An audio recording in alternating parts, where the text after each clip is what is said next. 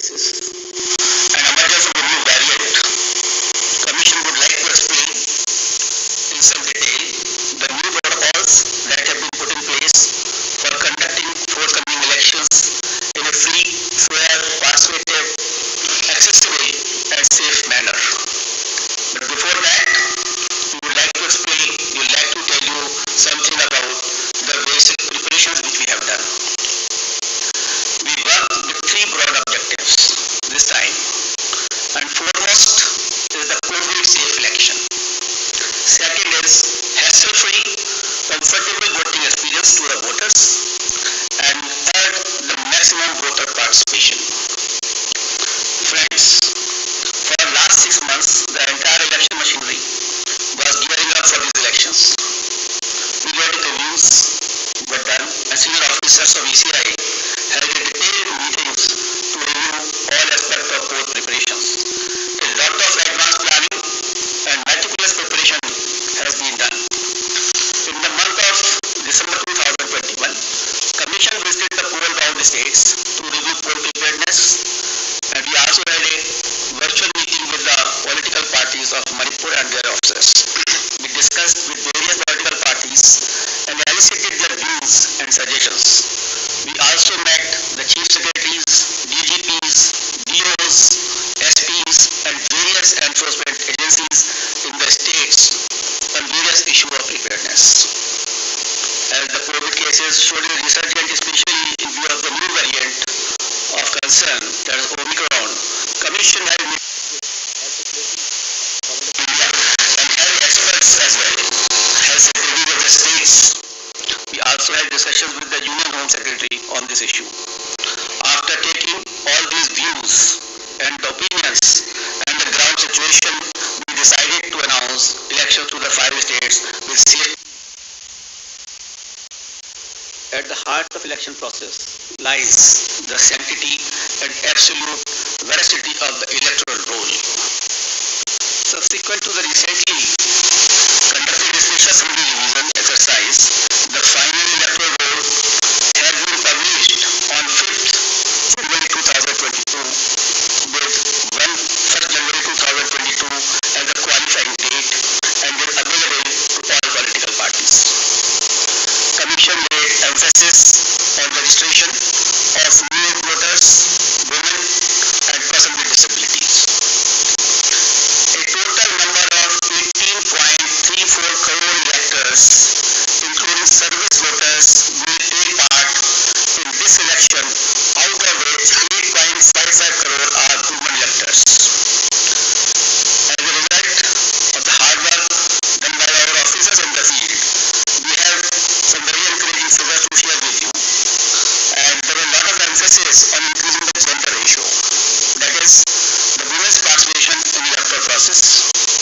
And I'm happy to say that it has been increased in all the 5 states, and as compared to the last assembly elections, and with Uttar Pradesh witnessing the maximum increase of 29 points, followed by Goa 24 points, Manipur 19 points, Uttarakhand 18 points, and Punjab 10 points. With this result, the gender ratio of various states is as under: Goa 1056, Manipur 1065, Punjab 902, Uttarakhand 928, and UP is 868. As many as 24.9 lakh first-time electors, that is between the age of 18-19, were registered in the 5 states. And out of these, first-time women electors are 11.4 lakhs. In the 5 foregoing states, a total of 13.01 lakh PWD voters and 31.47 lakh senior citizens 80 plus age have been backed. Participation has been increasing, and the presence at the polling stations serves to inspire the younger generation. Service electors, the personnel and security forces deployed in the borders, and mission staff, 5.29 lakh service voters will vote in coming elections. After the electors, I would like to tell you about the polling stations. Another area of focus for the Commission has been the facilities available at the polling stations. We have instructed all COs and all DOs to stations to see and to ensure that all assured minimum facilities are available on all the polling stations. And they were like drinking water, waiting area, electricity, ramps, toilets has been made available at all polling stations. All polling stations shall be necessarily located at ground floor for accessibility point of view. They will be equipped with all COVID mitigation facilities like sanitizers, thermal scanners, masks, gloves, so that they are absolutely safe to our voters. And in view of the pandemic situation, the maximum number of electors at polling station has been reduced from 1500 to 1250. With this particular reduction in the number of voters at the station, we have to increase our polling stations to 30,334, and now the total number of polling stations is 2,15,368. So the number of polling stations have been increased by 16% than the earlier assembly elections of 2017. Another significant indicator of the pressure on polling booths is the average number of voters per polling booth. By reduction of these numbers, our numbers of 672 in Goa, 688 in Manipur, 699 in Uttarakhand, 862 in Punjab, and 862 in UP. So these are comparable to the best in the world. On average, these are the numbers for per person for polling stations. So all stations are less than 1,000, and you see 688, 699, which is very comfortable, and we can give very good polling station experience to the voters. It part of our commitment towards greater constructive participation of women in the electoral process. Commission has mandated that at least one polling station managed exclusively by women shall be set up in every county constituency. Our officers have identified even much more than that. There are 690 constituencies, but we are setting up a total of 1,620 set polling stations. They will be totally manned by women staff and women security personnel as well. This will definitely empower the women, will set an example for others.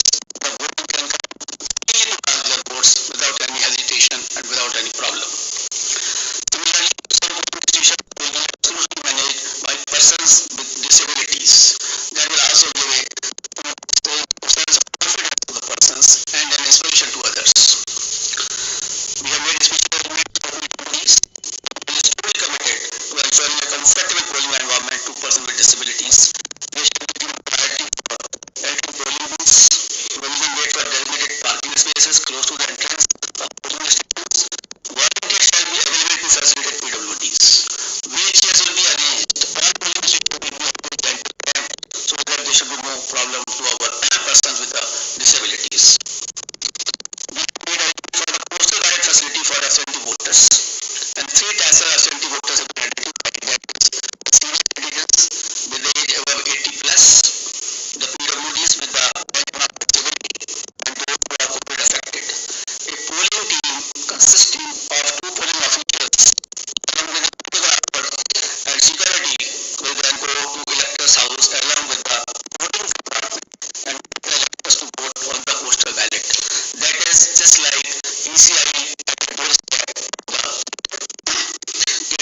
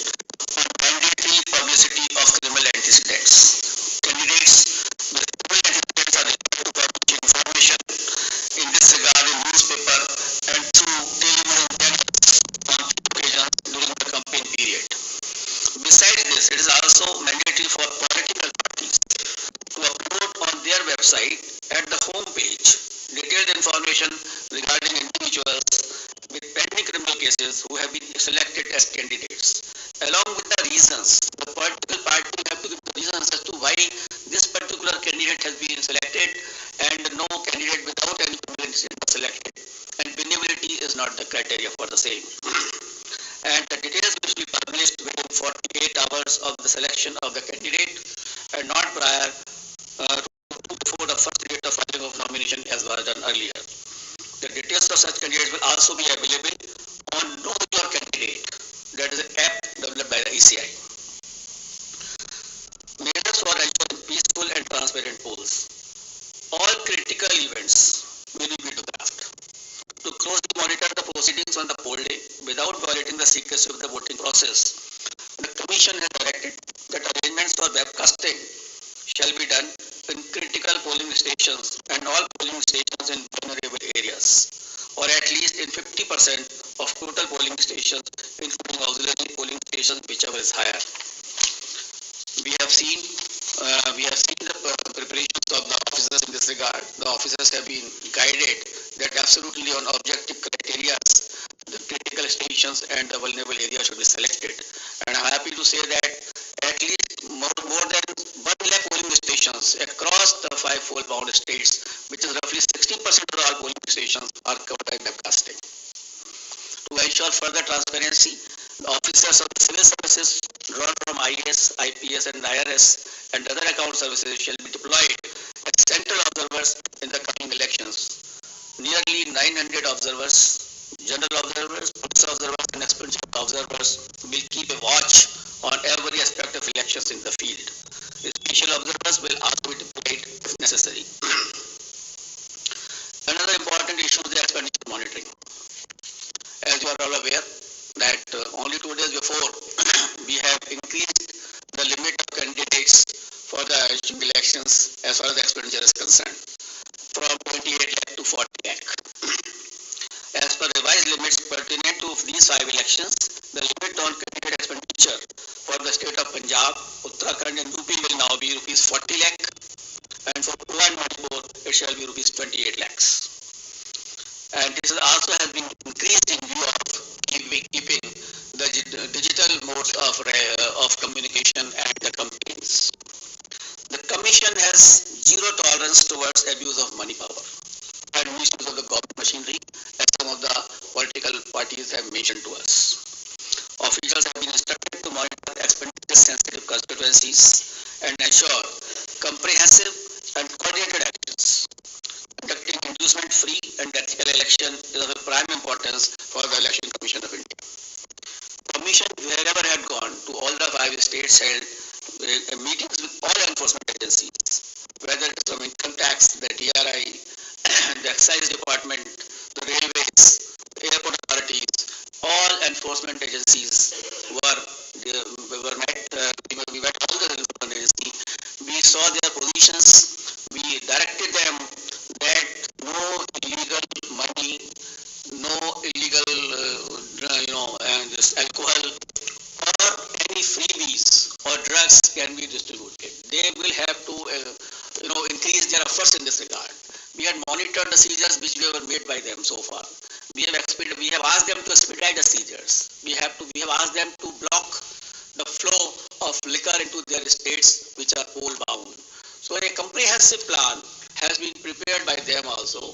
And again, when we were to go, we will have to examine it. We have to see that we are absolutely for inducement-free elections in all the 5 states. Voter EVMs in all the polling stations, the EVM and VVPAT will be utilized, and Commission has already made arrangements to ensure availability of an adequate number of EVMs and VVPAT for the smooth conduct of elections. I'll also mention about the important IT tools which are important for the election purposes. And the first is the Suvidha app, which has been developed for all political parties, and they can fix their campaign areas. They can ask for the grounds through that app. They need not to require to go to any place to the DO's office, or there is an app on which they can directly apply. And the PWD app is also there for the person with disabilities, and definitely they can ask for the wheelchair, the free transport facility, and other whichever facility they require, so that they can facilitate their movement to the polling stations. And important app is the C-Vigil application. We would like for any election purpose. It is Jan Bhagidari, the pupil participation, which is important for any good election. Therefore, the C-Vigil app should be used by all persons, general public, the voters, and that particular app can be downloaded, and any incident of violation of MCC, distribution of freebies, distribution of money can be uploaded on that. You just take a picture, click it, send it, and within 100 minutes the Election Commission of India's officers will definitely reach to that place, because automatically latitude and longitude are available with us on that particular thing. So C-Vigil is a tool which empowers the public to clean the system, and we request and we earnestly request the persons that they should use this C-Vigil app, and it has been used also by some of the states where very good results have come to us. And by this methodology, even the candidates, the political parties and ECI will have a complete control that where is the previous distribution or the defacement of the property of anything like that, or a violation of MCC, that will come immediately to our notice, and action will be taken accordingly. The model of conduct of court, the MCC, comes into effect immediately from the announcement of schedule. Commission had made elaborate arrangement for ensuring the effective implementation of MCC guidelines, and any violation of these guidelines would be strictly dealt with. I also like to mention about the sweep activities. Friends, sweep initiatives, that is the systematic voters education program which we have, is a very important program through which we reach to the voters, and we want voters to be aware about their rights. The voters should be aware about the polling booth safety. The voter should know how to conduct how to go to the polling stations, how to cast their vote, how to use EVM. So this is the basic thing, and how to increase the participation of the voters. That is the very big thing before us. So through our sweep activities, we will make outreach programs to our voters to make them aware about the safety standards at the polling booth, so that they can be assured that the polling booths are absolutely safe. We will tell them about the actual minimum facilities which are available on the booth. And similarly, a voter's guide, a small voter guide, will also be provided to the voters along with their PIN card. And the first time voters will also be given a letter giving and voting and the various features as to how the elections are to be conducted, to make them empowered actually. Until unless you make the voters empowered, until unless they realize their duties, and unless they are absolutely informed, the election process will not be clean. So it is our endeavor through the sweep activities or otherwise that outreach program should be absolutely vibrant, and we can reach to the voter.